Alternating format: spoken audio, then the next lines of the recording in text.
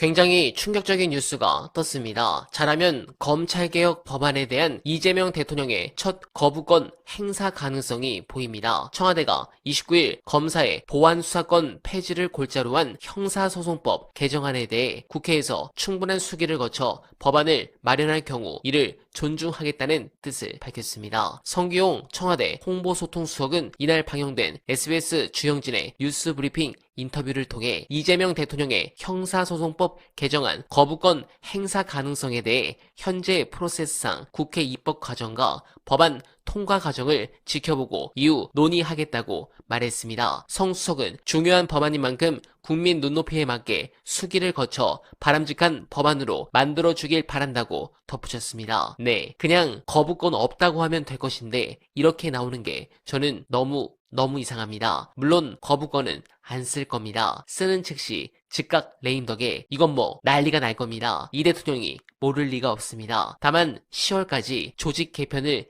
해야 하는데 검찰 쪽에선 온갖 핑계로 최대한 질질 끌고 보직도 최대한 크게 남기려 할 텐데 그에 대해서 청와대나 법무부의 대응이 제대로 안 되지 않을까 예상합니다. 저는 이거 굉장히 심각하다고 보고 거부권 행사를 빌미로 국회 법안을 누더기로 만들까 걱정되는데 관련해 젠프께서 꼭 들으셔야 할 조언 끝까지 봐주시고 여러분들의 생각 댓글로 부탁드립니다. 이 모든 것들이 다 대통령이 수사기소의 완전한 분리에 반대하기 때문에 생긴 일이라고 저는 판단할 수밖에 없었어요. 그 판단은 지금도 저는 맞다고 생각하고요. 대통령은 아직도 포기하지 않았다고 저는 생각을 해요. 대통령이 수사기소의 완전 분리를 반대하는 입장을 갖고 있는 거라고 저는 생각하고 이걸 관철하려고 지금까지 노력을 해왔고 근데 본인이 나서서 직접 양해를 구하는 방식이 아니고 본인은 모호하게 말을 하면서 그렇게 한 점을 제가 마키아벨리적이라고 표현한 거예요. 이걸 일관되게 설명할 수 있는 다른 가설이 있나요? 대통령이 수사기소의 완전한 분리에 반대한다. 검사들의 수사권, 검찰의 수사권을 남겨놓고 싶어 한다. 이 가설이 아닌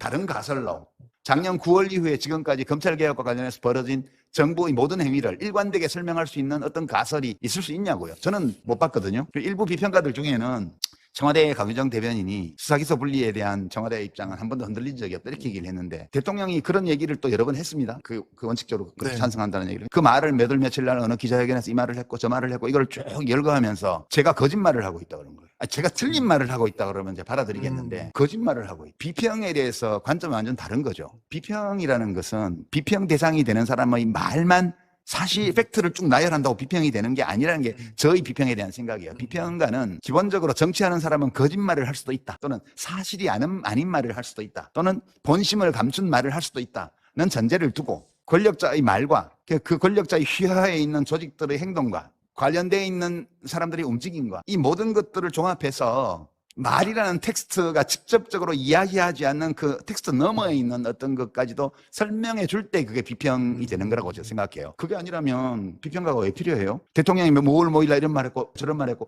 쭉 한 대여섯 개 한 다음에 대통령 청와대 대변인도 한 번도 흔들린 적이 없다고 했지 않냐. 그러니까 당신이 대통령이 수사기소의 완전 분리 찬성하지 않는다.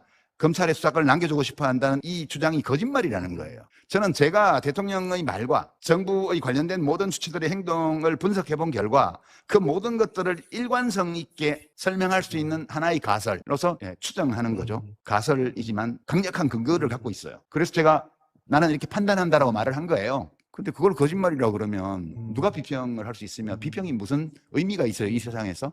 비평가는 정치인의 하는 말 또는 권력자의 말 그 너머에 있는 것까지 봐야 돼요. 그걸 보지 못하는 비평은 존재할 가치가 별로 없다고 저는 생각합니다.